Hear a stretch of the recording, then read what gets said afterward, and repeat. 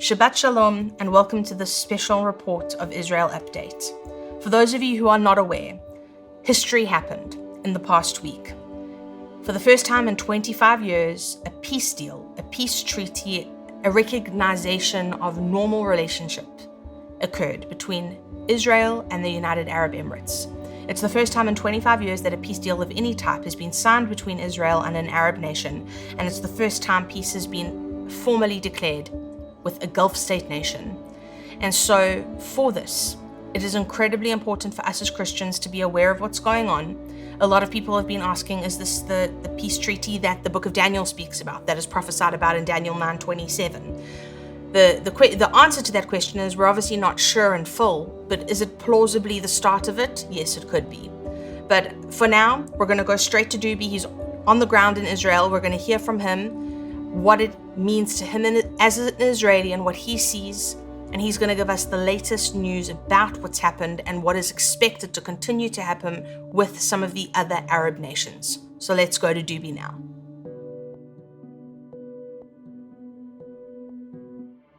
Today's report would be about the peace process that has been taking place right now between us and the Emirates, which is really something just historic. But I would like to start literally with the Torah portion of this week. And this Torah portion of the week is called in Hebrew Shoftim, Judges. It's coming from the book of Deuteronomy, from almost the end of chapter 16 until the beginning of chapter 21. And the heart of this entire Torah portion is literally talking about the relationship between the Israelis once they come into the promised land. And Moses, before he lives and dies actually on Mount Nebo, is literally giving the manual to the people of Israel how they should act, what they should do once they enter into the promised land. And one of the main principles that is given them is that they have to nominate police officers and judges and people that literally would be able to control the situations between one and another, between the people themselves. It's not only that the Torah and the Bible is dealing about the relationship between the people of Israel and the God. It's mainly talking about loving and caring for each other. And it's mainly talking about the fact that you need to conduct your life in righteousness. And therefore, he's putting in place rules of laws and order. And in order to be in a place where you can live a normal social life in the country, you need to put the different laws, but also the law enforcement to make sure that in the practice, the people would follow whatever God is commanded to them. And if not, there'll be the wise people, the judges, that will take the people to trial and will decide who's right and who's wrong. The main important thing for Moses when he launches the people, almost about to launch them into the promised land, to set the rules within the society, within the Israelites, how they should treat each other once they enter into a land that was possessed by other nations. And the main fear of Moses and of course of God and through God is through Moses to the people is that they will learn the atrocities and the bad behavior of the nations that are living in this country.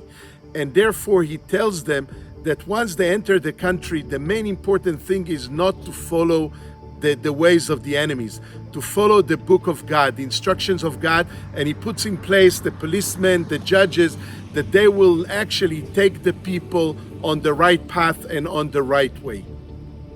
Why is it important for what's happening right now? Because he's not only setting the rules of how to engage between each other, he's also putting the rules of engagements towards wars. And what he says to the people, he tells them, those nations that are here in the land, when God had been defeating them and letting us to inherit the land that was promised us, we should treat them in one way.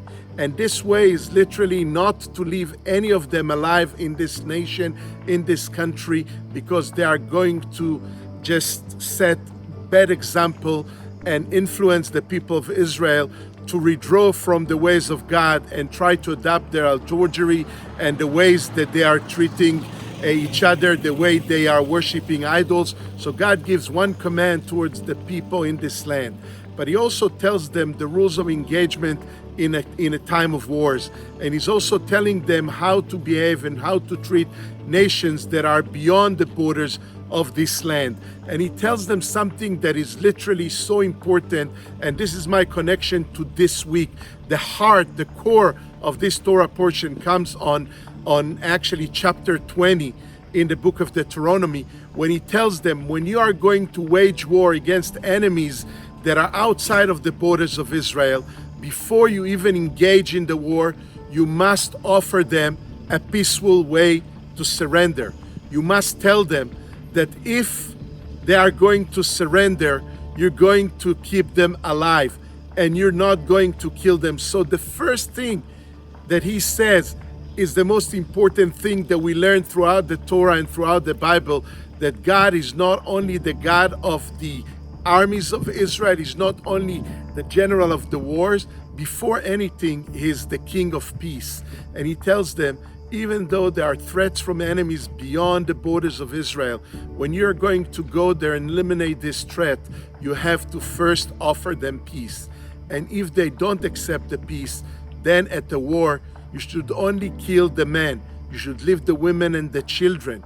And then there are rules of engagement even towards the spoil of the war. Can you imagine this?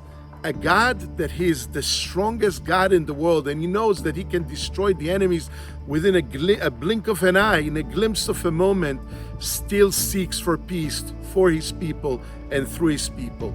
I'm connecting this to what happened this week with the AEU, with the Emirates, that are literally this amazing, unbelievable agreement came forth with the announcement of Donald Trump, the President of the United States, and later on with Mohammed bin Zayed, the leader and the prince, the heir of the Emirates, and also with Benjamin Netanyahu. We are literally on the verge of the most historical agreement that Israel ever signed with a nation that is not literally bordering with Israel. Yes, we had peace with Egypt, which is on the southern border of Israel, and they had their big reasons and real reasons, because we were fighting against them multiple times. There was a lot of bad blood between the two nations, and they are aware that they lost the wars. There was a war. There was also a peace treaty in 1994 with Jordan that also suffered from the wrath of God and from the hand of the Israeli army, and they had their own interest.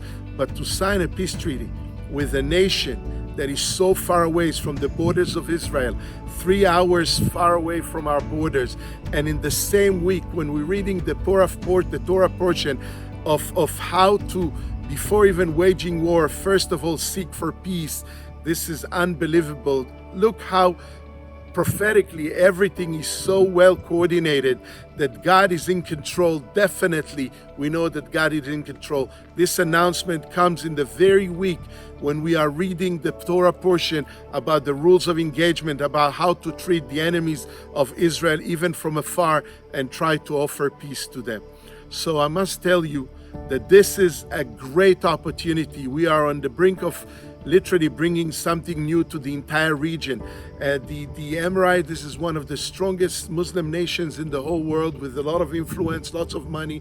There's a way to do a lot of businesses over there and to really build up a very warm peace. But we believe, and we are praying, that this is only the beginning. We believe that other nations in the Gulf, just like Bahrain and maybe Saudi Arabia, hopefully the strongest nation in that region, Saudi Arabia, and maybe far away a little bit further there, further from the borders of Israel, like Sudan and maybe even Morocco, they'll be next to sign peace treaties with Israel. And in the end of the day, we will be in a place where there'll be peace between us and the Muslims that are surrounding us. And I believe that should this happen, I really believe that maybe the Lord God of Israel will be able to bring peace also to this very thorn region with the nations that are closer to Israel. Maybe next we'll be able to sign some kind of a treaty now, peace with the Palestinians, maybe with the Lebanese after the big disaster and the unbelievable loss that they have suffered, and the understanding now amongst a lot of the leadership in Lebanon that Hezbollah is only bringing them to the edge of survival, really bringing them to the worst place that they've ever been into. They were the ones to bring this ammonium into Lebanon. They are the ones to be using it. They're the ones to neglect it. They're the ones that are leading Lebanon into a war zone with Israel. Maybe even Syria, and the president of Syria, Bashar al-Assad, will realize that there's no way to hit Israel in a war, and maybe they'll be seeking for some kind of an agreement, maybe even peace.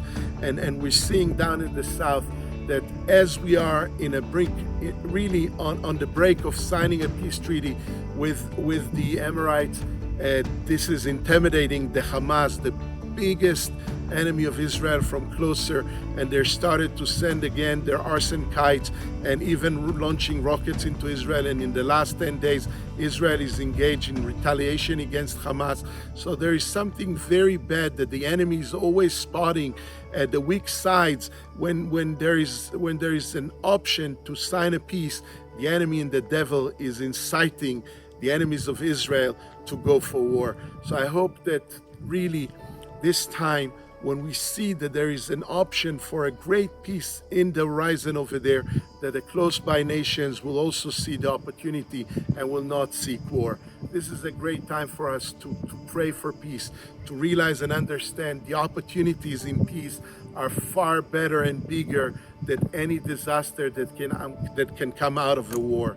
I'm standing here on the top of one of the most highest mountains around Jerusalem. It's called Mount Eitan, and right next to me, this is where the barracks of the #1 Israeli military unit ever in the history of Israel, the first special ops unit called 101, that was actually created by a former prime minister of Israel when he was a general in the south. Ariel Sharon was the first commander of this battalion here, which was literally the first and the most fearless army corps of Israel that would have been retaliating against any invasion in the 1950s, when the terrorists and the enemies of Israel used to infiltrate through the borders of Israel, wage war against civilians, against settlements in Israel. And Israel realized and understood that if we let them infiltrate and break our borders and slaughter our people, and without any retaliation, this will only escalate. And they formed and literally brought forth the 101 unit, which went beyond enemy lines with multiple clandestine operations and retaliated against the fearless enemies of Israel, military of Jordan, the army of Egypt, and literally taking a huge toll from the enemy until they understood that they should stop. And that's what mainly stopped most of the attacks that came from the borders of Israel, through the borders of Israel. So I'm standing here in a place where it was symbolizing more than anything a war, and I'm talking with you about peace, because that's the most important thing that I would like to convey as a message today. We always, always, always want peace, but God had told us, and the main verse that I remember right now is, him who seeks peace should always be ready to wage war. We don't want to wage war. We want to launch our hands for peace. God will help us with all that. I love you a lot, Doobie, from Jerusalem. Shabbat Shalom, and I'll talk to you soon.